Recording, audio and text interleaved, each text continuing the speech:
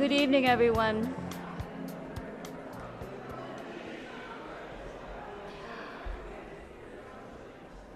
Before we begin, on behalf of the Broadside Bookshop, I want to thank Reverend Imes and the staff and congregation of Edwards Church for making this space available to us. It would be a tight squeeze at the Broadside, let's face it. Please, no food or drink in the sanctuary, and if you would please silence your cell phones. Tonight we have the pleasure of listening to both Tracy Kidder and his longtime editor, Richard Todd, who have together written a small gem of a book called Good Prose, The Art of Nonfiction. These two men, immensely talented at what they do, have teamed up to write a book about something they love and know firsthand, writing well. And because they've been important in each other's work, the book is also a kind of dual memoir of their working relationship. That relationship dates from before Tracy's first book, Soul of a New Machine, which of course won the Pulitzer Prize. It's continued, formally and informally, through all of Tracy's books, through House, Among School Children, Old Friends, Hometown, Mountains Beyond Mountains, My Detachment, and Strength in What Remains. They met at the Atlantic Monthly in its elegant old offices in Boston, where Richard Todd was already an editor. Richard eventually left the Atlantic, continued his career at Houghton Mifflin and at New England Monthly, continuing to edit Tracy. He's also the author of a book of his own called The Thing Itself, at which point he became the editee. Good Prose is the first book they've written together, and it shows how good they both are. It's a book that, unlike, say, our government, that manages to do more than one thing at a time. In the first place, it contains the distilled wisdom of Kidder and Todd, as they call each other, about the practice of writing. It's generous with examples of excellent contemporary prose and intelligent commentary on it. And there are some very useful pages on what not to do. And that's when you realize how fatally easy it is to fall into bad writing habits, and how contagious bad prose is, and how ubiquitous. I should tell you that they have reservations about the phrase going forward, and that alone would endear the book to me. This book is also the story, in both voices, of their working relationship and growing friendship over the years. You begin to understand that the combination of Kidder and Todd has a particular synergy that allows each to draw on the best talents of the other, a synergy founded on admiration, tolerance, and respect for each other and for the task of writing. But as with any two people, there are times when they just get on each other's nerves. And these two are not afraid to poke fun at each other and at themselves. We treated some priceless comic snapshots, narrated with deadpan drollery, but always laced with affection. Not everyone could pull off this combination of genres, writing guide cum memoir, but Kidder and Todd succeed beautifully. This is a rare book among birds. A rare bird among books. Now you can snicker. And a deep pleasure to read. Please welcome Tracy Kidder and Richard Todd.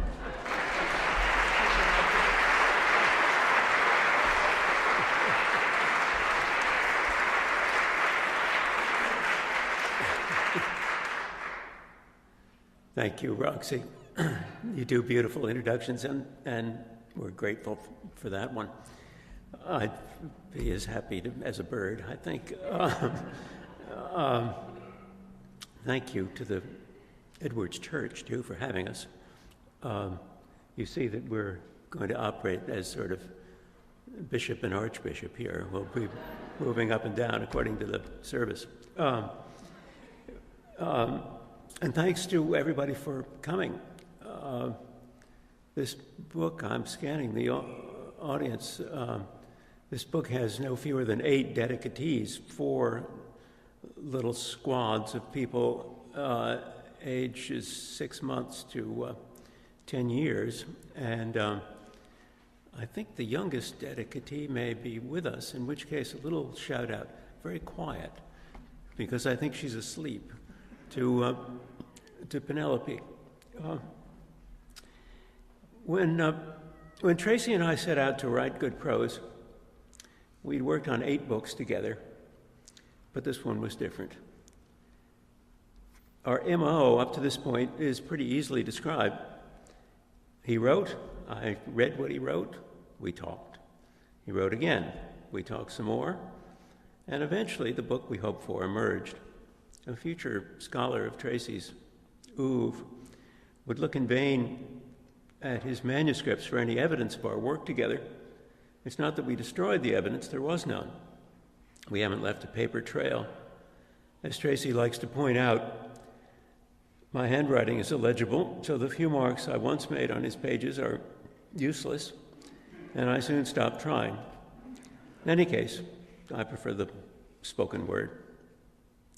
Along the way, though, over the course of nearly 40 years, we thought we had learned some things about writing and editing nonfiction, and we decided to write them down. The result is good prose. It's a collaboration in a true sense, meaning that this time I actually had to do some work. All books pose a fresh problem for the writer. And in this case, the problem, of course, had to do with there being not one, but 2 writers. We had often talked about point of view. What was our point of view here? Who was telling the story? Could we combine our 2 voices into one? One thing became clear at the start. I can stand here and quite easily say the word we, but you put that word on the page and it quickly curdled, sounded stilted or authoritarian. So the first person plural bit the dust, yet there were some general things we wanted to say together. Indeed, the heart of good prose is reflection and analysis and some actual advice, which we illustrate with examples from works of various other writers. So the larger swatches of the book are written in the third person. But we felt also that it would be good to tell some stories about our work with each other. In fact, we each wanted to tell some stories about the other, I think. And the storytelling sections of the book are told in our separate first-person voices. It's a complicated little structure, but I and we and they, whoever they are, think it works. Tonight we'll be faithful to that structure by reading passages in both modes. Tracy will start with a recollection of the first piece of work we did together, his first article for The Atlantic, where I was an editor at the time.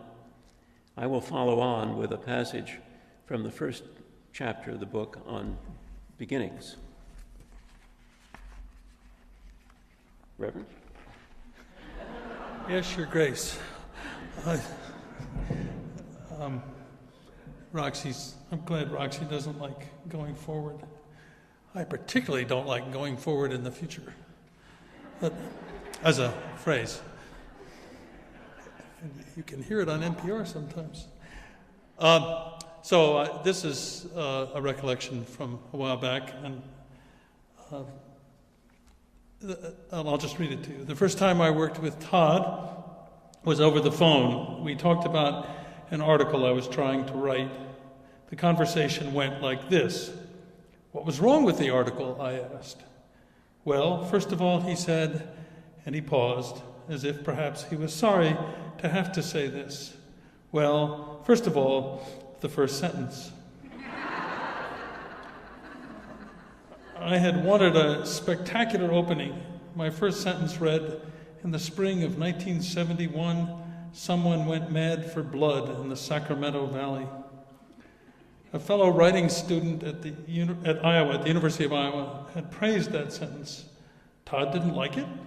No, he said it was melodramatic. Reminded of this conversation nearly 40 years later, Todd said, with a touch of irony, which I hadn't heard in his voice back then, well, I guess I stand by that judgment. Your turn. This is an excerpt from the first chapter of the book called Beginnings, and this is in what we came to call our joint voice. To write is to talk to strangers. You want them to trust you. You might well begin by trusting them, by imagining for the reader an intelligence at least equal to the intelligence you imagine for yourself. No doubt you know about some things that the reader does not know, why else presume to write. But it helps to grant the reader that the reader has knowledge unavailable to you. This isn't generosity, it is realism. Good writing creates a dialogue between writer and reader, with the imagined reader at moments questioning, criticizing, and sometimes, you hope, assenting. What you know isn't something you can pull from a shelf and deliver. What you know in prose is often what you discover in the course of writing, as in the best of conversations with a friend, as if you and the reader do this discovering together. Writers are often told that they must grab or hook or capture the reader. But think about these metaphors. Their theme is violence and compulsion. They suggest the relationship you might want to have with a criminal, not a reader. Beginnings are an exercise in limits. You can't make the reader love you in the first sentence or paragraph, but you can lose the reader right away. You don't expect the doctor to cure you all at once, but the doctor can surely alienate you all at once, with brusqueness or bravado or indifference or confusion. There's a lot to be said for the quiet beginning. The most memorable first line in American literature is, "Call me Ishmael." The sentence is so well known that sometimes, cited out of context, it's understood as a magisterial command, a booming voice from the pulpit. It is more properly heard as an invitation. Almost casual, and given the complexity that follows, it is marvelously simple. If you try it aloud, you will probably find yourself saying it rather subtly, conversationally. You can't tell it all at once. A lot of the art of beginnings is deciding what to withhold until later or never to say at all. Take one thing at a time. Prepare the reader. Tell everything the reader needs to know in order to read on, and tell no more. Journalists are instructed not to bury the lead. Instructed, that is, to make sure they tell the most important facts of the story first. This translates poorly to longer forms of writing. The heart of the story is a place to arrive at, not a place to begin. Of course, the reader needs reason to continue, but the best reason is often simply confidence that the writer is going someplace interesting. One morning, a piece of wisdom comes over National Public Radio. In an interview with a jazz guitarist who remembers working with the great Miles Davis, the guitarist recalls that Davis once advised him about how to play a certain song. Play it like you don't know how to play the guitar. The guitarist admits that he had no idea what Davis meant, but that he then played the song better than he ever imagined he could. Play it like you don't know how. Cryptic advice, but a writer can make some sense of it. Don't concentrate on technique, which can be the same as concentrating on yourself. Give yourself to your story, your train of ideas, or to your memories. Don't be afraid to explore, even to hesitate. Be willing to surprise yourself. And so there's another kind of trust at work. At some point, you must trust yourself as a writer. You may not know exactly where you are going, but you have to set out, and sometimes, without calculation on your part, the reader will honor the effort in itself. In Ghana, once a British colony, where English remains the official but a second language, they have an interesting usage for the verb try. If a Ghanaian does something particularly well, he is often told, "You tried." What might well be an insult in American English is high praise there, a recognition that purity of intention lies at the core of the achievement. The reader wants to see you trying, not trying to impress, but trying to get somewhere. And over to Tracy.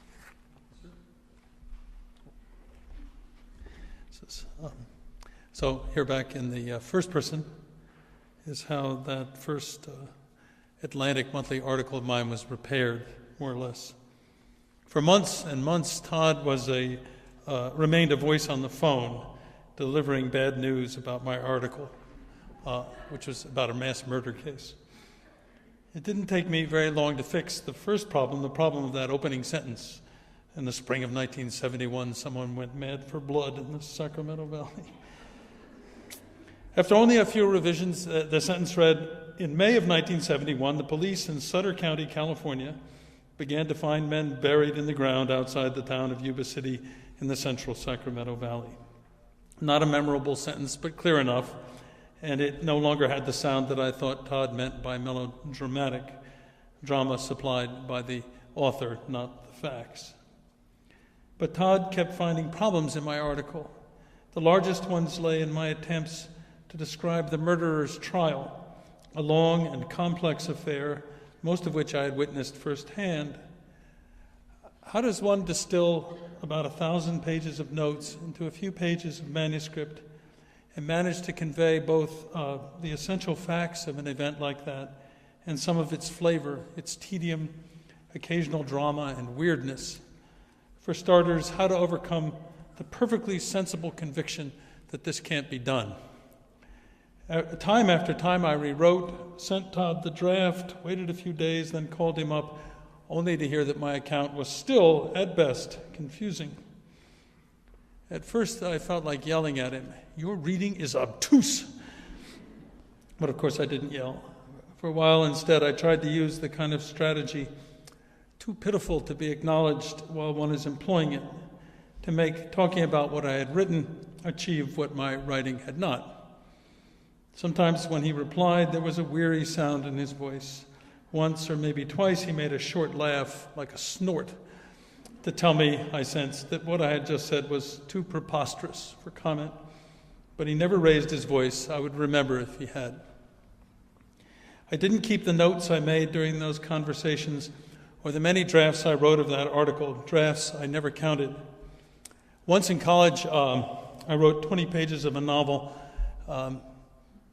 but the most interesting parts were the comments and little drawings I made in the margins and created with greater care than anything in the novel, in the actual text, imagining my biographer's delight in finding them there. But there was no biographer beside me now. My adolescent dreams of writing something classic had turned into the necessity of writing something publishable. This was it for me. I really think I would have gone to law school, as my father wanted me to do, if Todd had simply killed the article, as he should have done, as I would have done in his place. Months of reading the same old material from an all but unpublished writer for an unimportant story. I never dared to ask Todd why he put up with it, but some years later, I raised the question with his wife, Susan, and she said, "He's willing to work as hard as the writer is." Some of us writers come into the world believing that we are bestowing favors when we ask others to read what we've written, or even worse, when we read aloud to them, as I have been inclined to do sometimes, although not to embarrass her, but my wife has cured me of that because she has an interesting habit of falling asleep when I do that. Anyway, I think that during those many phone calls I began to learn otherwise. That when someone takes the trouble to read and respond honestly and intelligently, I ought to feel grateful, even if I don't. But I did feel grateful, even jubilant, once the article was finally published in a corner of the Atlantic called Reports and Comment. Bob Manning, who was the head editor back then, said he was impressed with the work I had put into the article. He did not say he was impressed with the article itself. This was honest, not unkind. At the time, I didn't care. Publication was enough. It's your turn, Mr. Todd.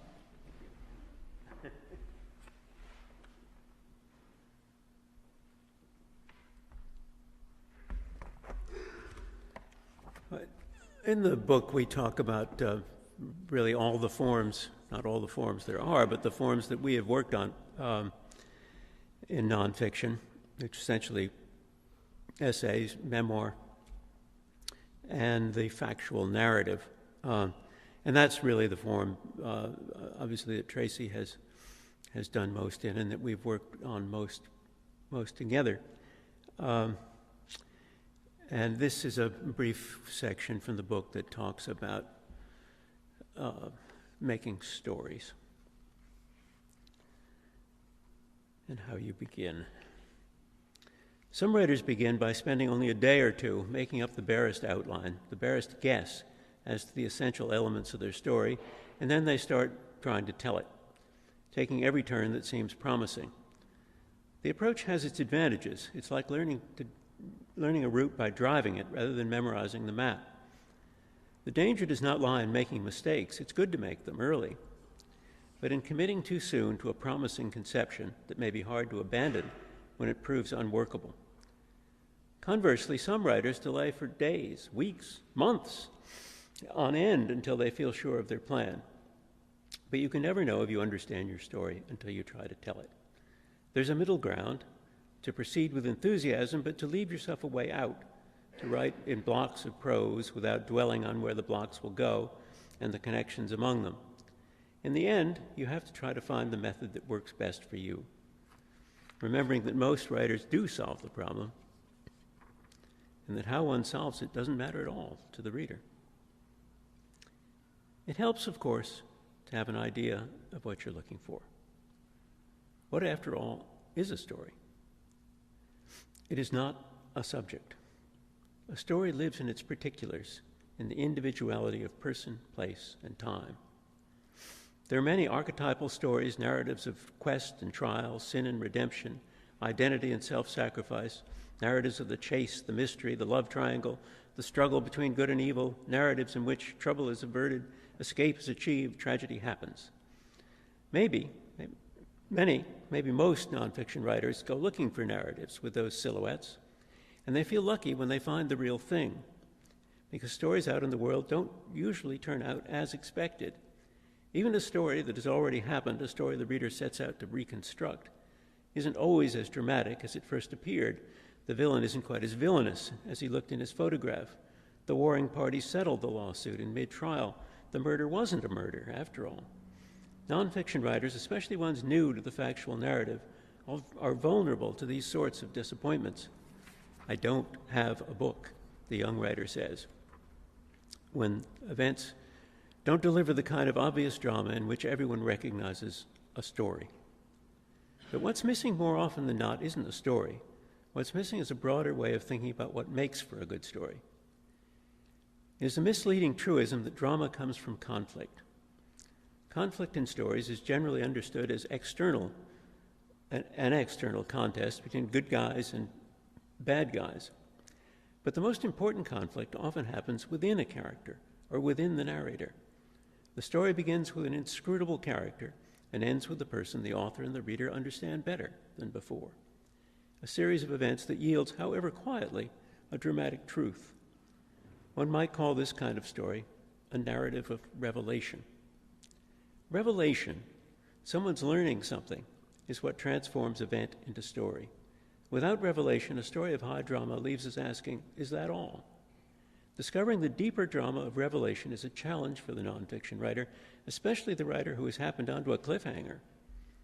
And it is an opportunity, also a potential solace, for the writer who has in hand a story that lacks obvious drama. For a story to have a chance to live, it is essential only that there be something important at stake, a problem that confronts the characters or confronts the reader in trying to understand them. The unfolding of the problem and its resolution are the real payoff. A car chase is not required.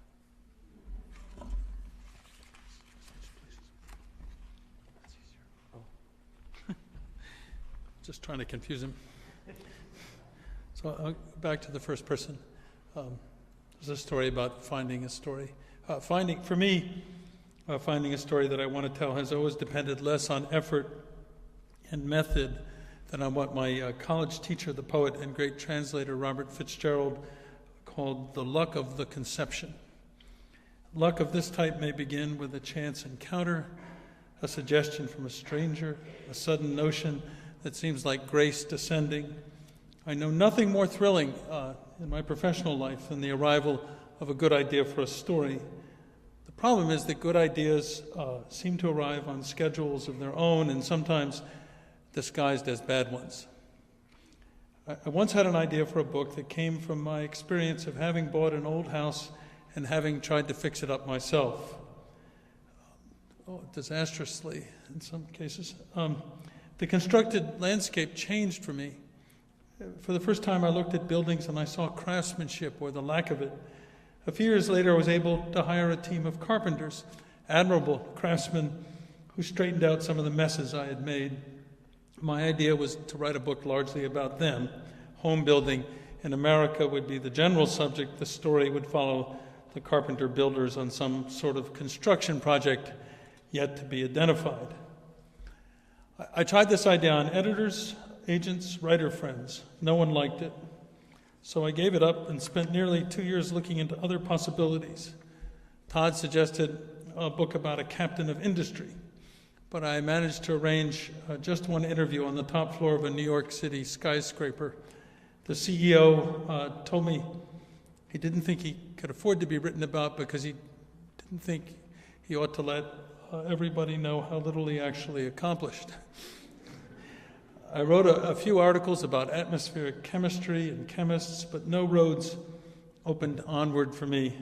I went out west thinking I might write a book about wilderness, but when I tried the idea on Bill Whitworth, he was the editor who replaced Bob Manning, a wonderful editor. Whitworth said, "Is this just going to be more beautiful writing about beautiful places?" And I had no answer. Finally, one day I said to Todd, I'd really like to try to write that book about carpenters. And I remember that he looked at me quizzically, as if to ask why I hadn't said this before. "Well, do it then," he said. I ended up following not just the team of carpenters, but all the principles involved in the building of a single-family house. The research took about a year, and then my notes assembled and indexed, more or less. I retired to my office to try to begin to make sense of what I had observed. I imagine at this moment, the time of the great transition, is much the same for most nonfiction writers. We sit at desks in our offices apart from the world, gazing at those notebooks stacked on our tables, hoping there are stories in them, but once again, unsure. At those times, I've usually heard worrying voices, and partly to quiet them and partly to forget myself, I've started writing in haste without much of a plan. But this time was different. I actually felt calm. For 3 days, I sat gazing out the window, listening, I swear this is true, to the book I wanted to write. What I heard was something like the sound of my mother's voice reading Dickens. For me, the sound of an old-fashioned novel. On the 4th day, I started to write, and I seem to recall that I had been writing quite happily and steadily for about 6 months, I think in the basement of the Smith College Library, when I went to a cocktail party where a new acquaintance asked me what I was working on. After I told him, he said, "You mean you're writing a whole book about the building of a house?"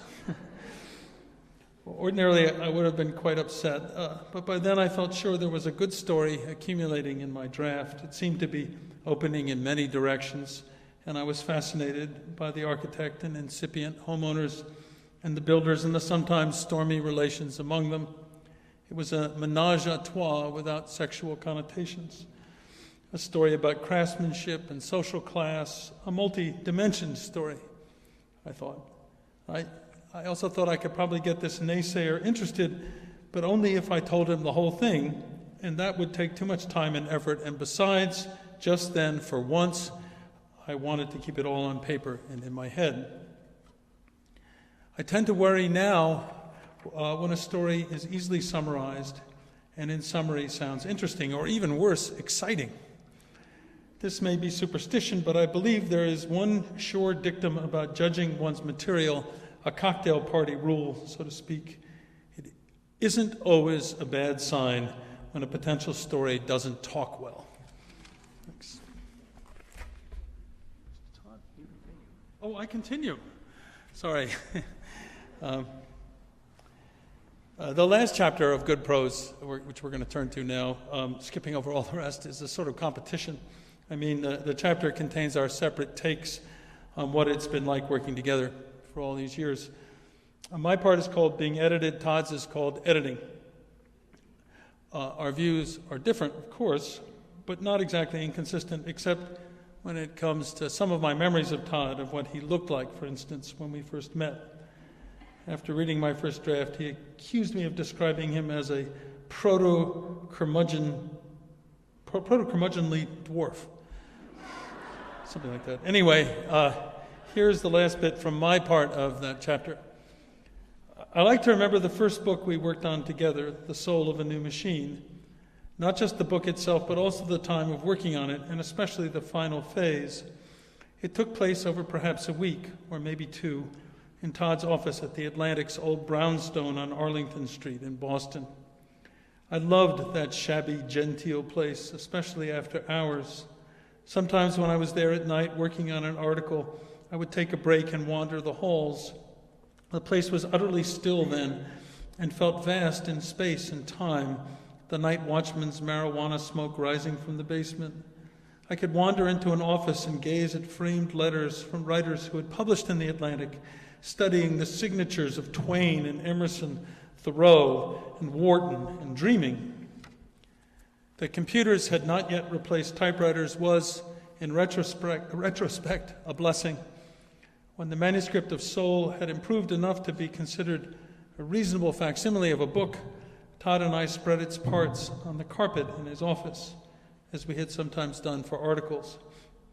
Tall windows flanked the fireplace, shedding plenty of light on the piles of typewritten pages. Spreading the pages across the floor in itself lent the illusion of distance and control as we walked among the piles like a pair of Gullivers. In the afternoons, Heinekens helped us through the difficulties. Where should this thing really begin? Aren't the proportions off? Why do we give 13 pages to that and only 2 to this? Now and then Todd picked a couple of pages off the floor for closer scrutiny and said of some passage I had long admired, knowing it was grand and indispensable, "You could do without this." That was when I began to learn a skill which for me needs constant relearning, how to fall out of love with my own words, and much harder, of course, how to let go of some perfectly lovable words that nonetheless are at odds with the whole. By the time we were done, Todd's office smelled a little like the inside of an old taxi cab. I smoked back then. But there were still ashes in his fireplace. It was late winter, I think, and the smell of creosote mitigated the odor of my incessant cigarettes. He squared up the edges of the tattered final manuscript and placed it on his desk. "Well, Kidder," he said, "this is a pretty good book. I don't think I've read another quite like it. High praise, the highest I have ever heard from him or want to hear." In a week or two, it would begin to wear off, and I would start to wonder what he thought I should do next. For me, nothing much has changed since then.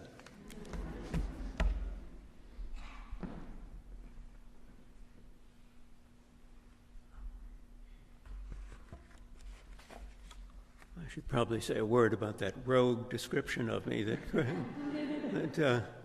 crept into Kidder's first draft of this.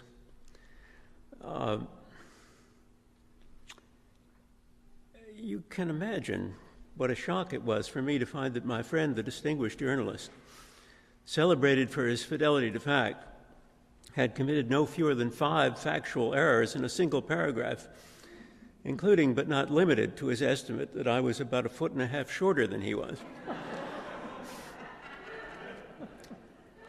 It's all right. I think we've both shrunk since then.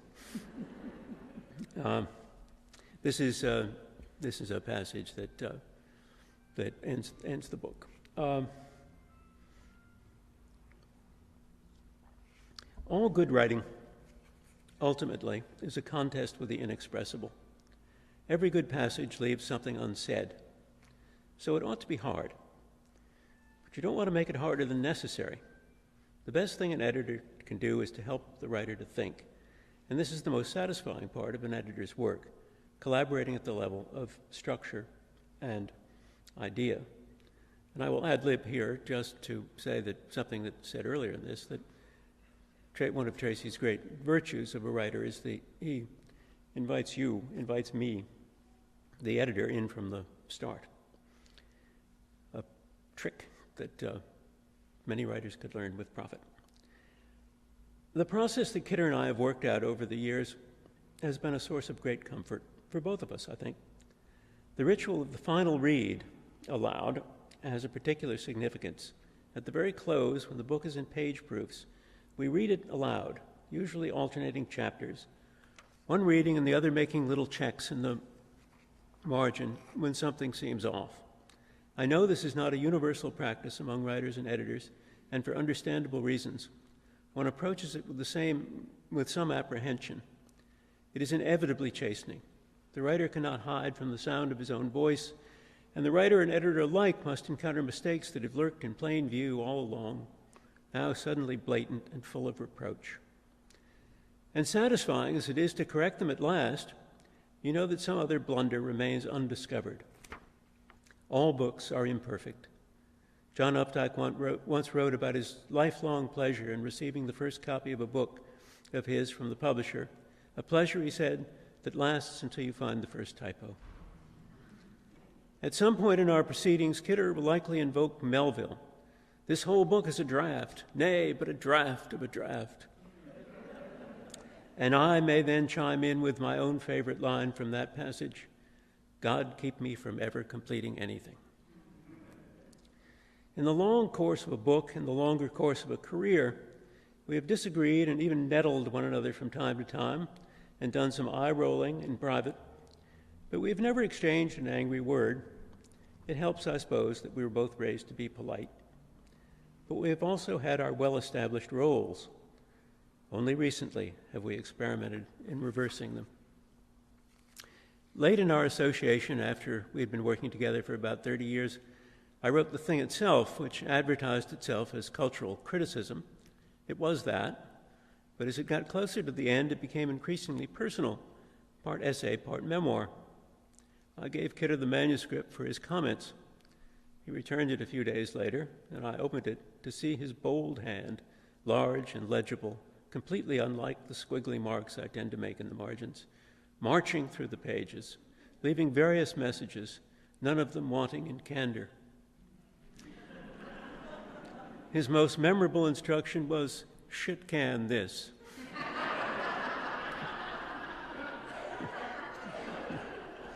I was fully recovered within 3 weeks. But it was not until we were deep into the present book that I felt the full otherworldly power of role reversal. Kidder was trying to cajole me into a piece of work, and he cited Keats's advice to Shelley on avoiding excesses. Curb your magnanimity, wrote the tactful Keats. I had the opposite problem in Kidder's view, stinginess. He was trying to make me flesh out a typically underdone paragraph of mine. Unleash your magnanimity, he said. Oh, brother, it had come to this. One had heard oneself. Thank you. We'd, Can we answer questions? Yeah.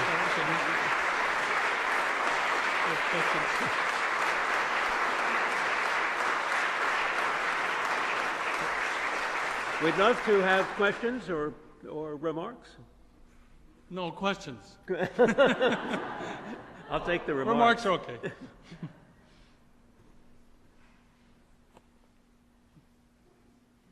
Yes.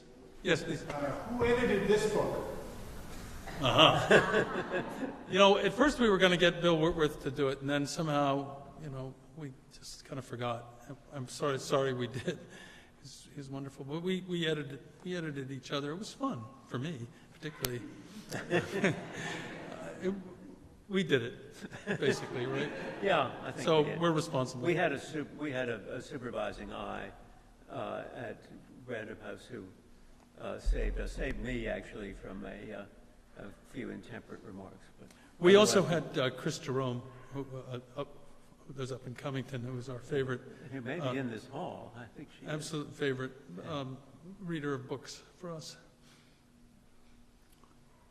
Yes.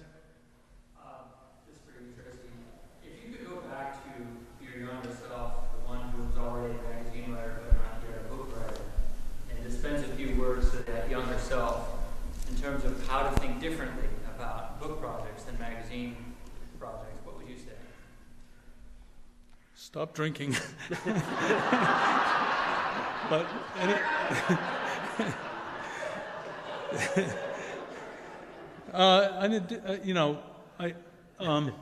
gosh, that's a good question. I don't. The reason I hesitate partly is just that I have a lot of friends who are wonderful writers who haven't had the same kind of luck that I've had. I mean, I think anyone who manages to write for a living, at least in America, and doesn't admit to having been very lucky is almost certainly deluded.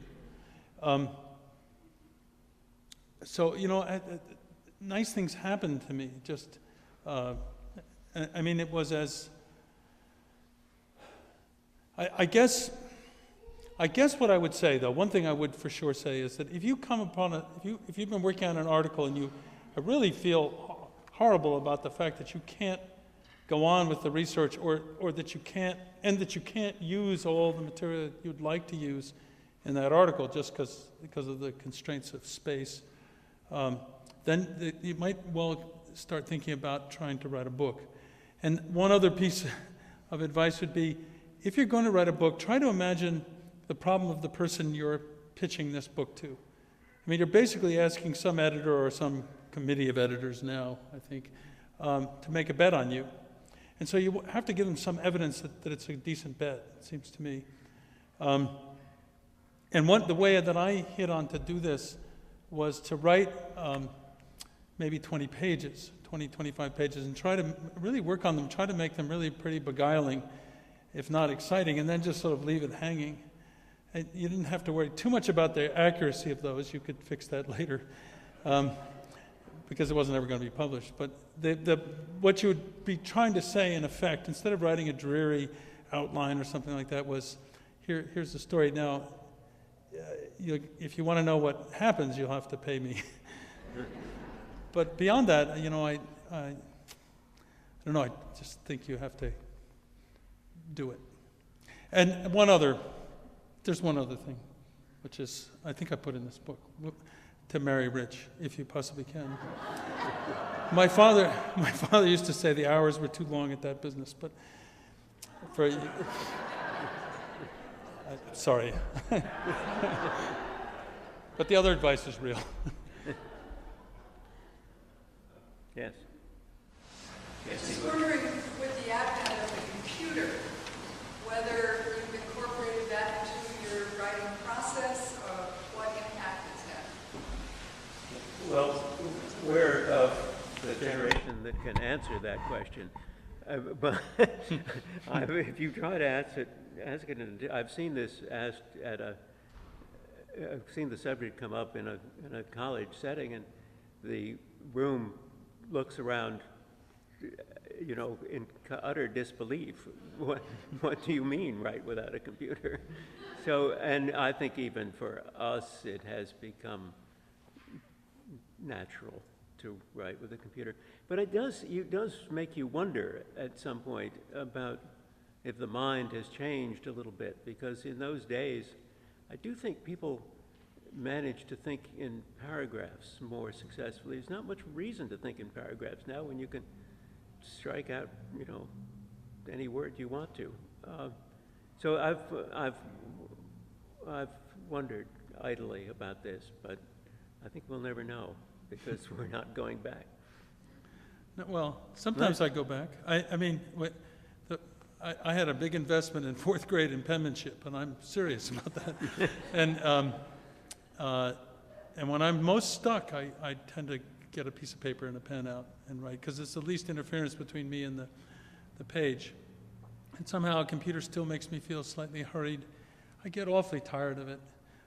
I never loved the technology, oddly enough. And indeed, I was a long time before adopting a computer to a word processor, in part because there was a time a while back when people would say, what computer do you write on? And people seem to be more interested in what computer you wrote on than what you wrote. Obviously, it's not necessary to have a computer to write well. The computer is responsible for particular kinds of bad writing, but then again, so was the pen and paper responsible for different kinds of bad writing. Yeah. Sorry. Went on. Yeah.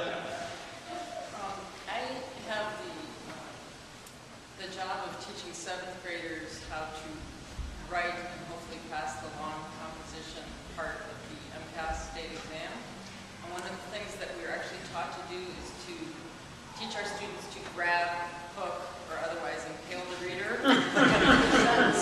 And they get extra points for that. Yeah. You both seem to be suggesting otherwise. What do you suggest I tell them? Boy, I don't want to send you up against the entire state board, but I do. Because it is such easy advice and such a half-truth, you know. I mean, we've all had, obviously there are things that interest you, but when you see people sitting around calculating the shock effect of their first sentence, it's not cheery. Which isn't to say you can't have a shocking first sentence. It's just that all rules sort of fall apart. But I don't think it's so bad when you're talking to student writers to have certain rules for them to follow for a while so that they can, and then later on break them. I remember when I was being taught to write, I had to write an essay topic sentence. And I can remember thinking, how stupid is this? You have to basically say what the whole essay was about in the first sentence, so why write the essay? But it wasn't, I don't think it was bad training, I don't think Carson McCullers was 17 when she wrote her wonderful novel, but 7th graders aren't going to do that. There's a question in the back. I once had to write an article about a girl in foster care. She told me some things, not in confidence exactly, it was for the article, that I chose after speaking with my editor not to include. He kind of told me to abide by the principle of valor and discretion, that I wouldn't be losing anything in the story to cut out some of the things that she had said that didn't necessarily add to the story, but could have hurt her. I was wondering, you've written so many books that are so personal, not just to you, of course, but to the people who you're writing about. And I imagine that you probably had to make some really difficult decisions between the two of you as writer and editor about protecting your subjects. And I'm wondering, well, not to share an example of that without kind of, besides the point, but if you could talk about that a little bit. Go ahead.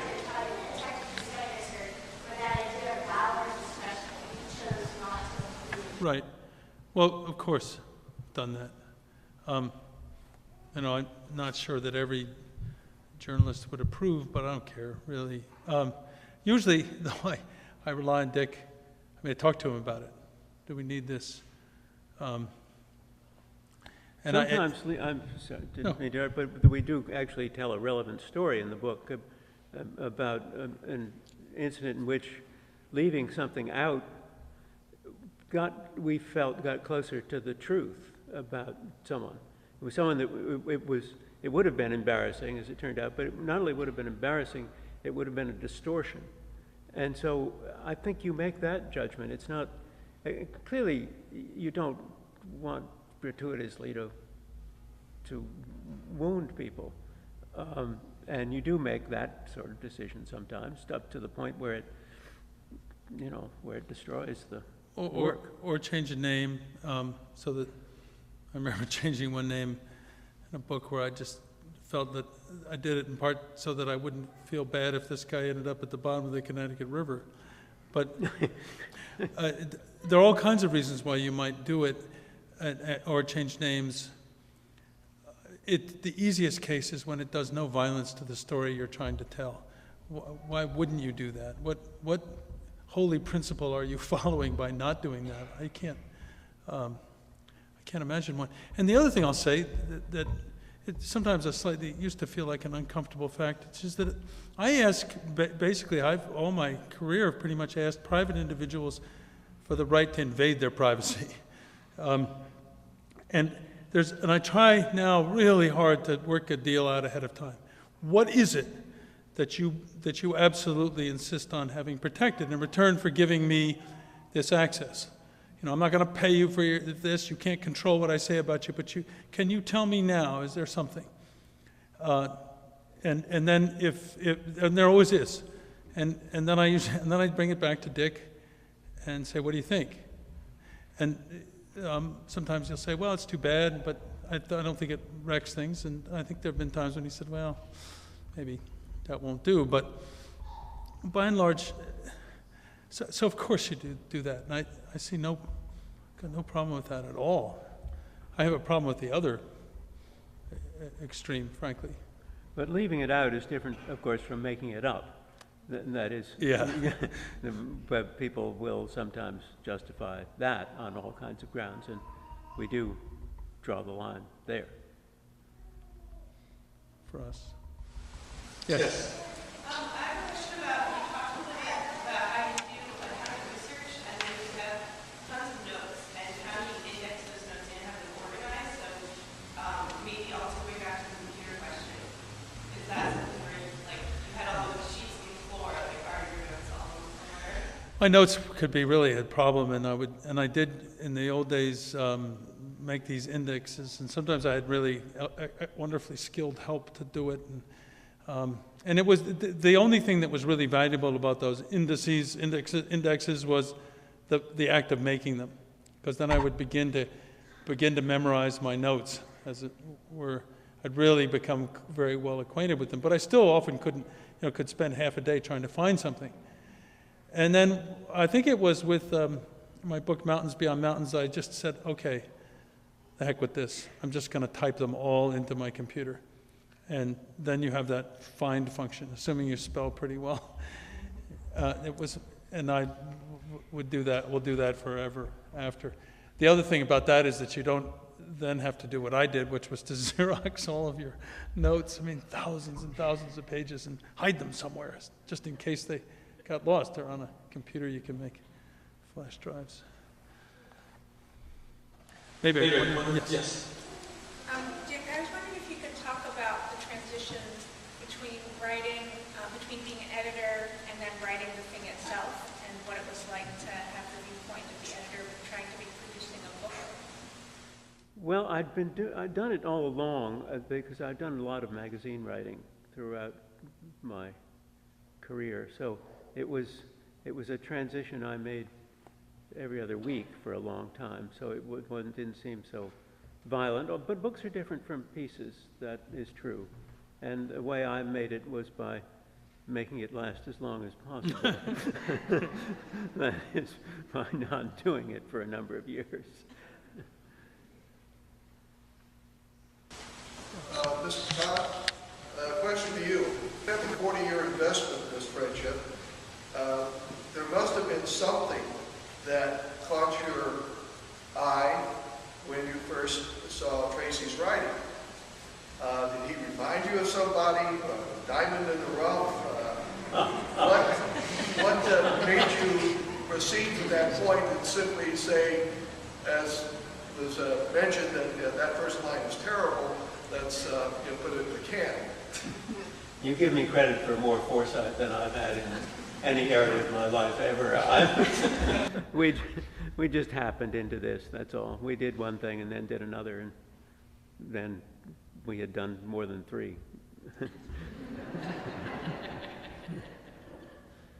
Maybe last. Yeah. Maybe the last question. Yes, please. Yeah. My question is, are there books about writing in whose footsteps this book follows? Or, were there models which were emulating? Which, maybe put another way, is you read a lot of books about writing in order to practice the art of writing? I refuse to do that. I hope not. I hope it doesn't follow in some other footsteps.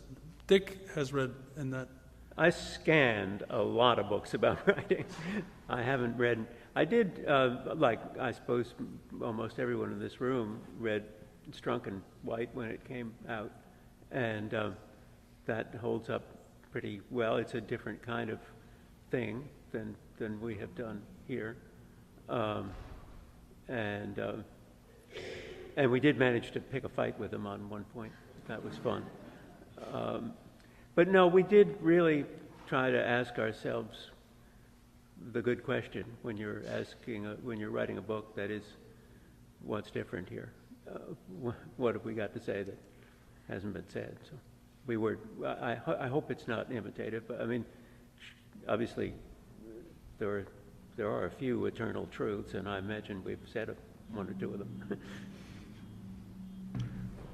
Well, we'll be glad to sign books, but I think we should stop Thank you very talking. much. Thank you.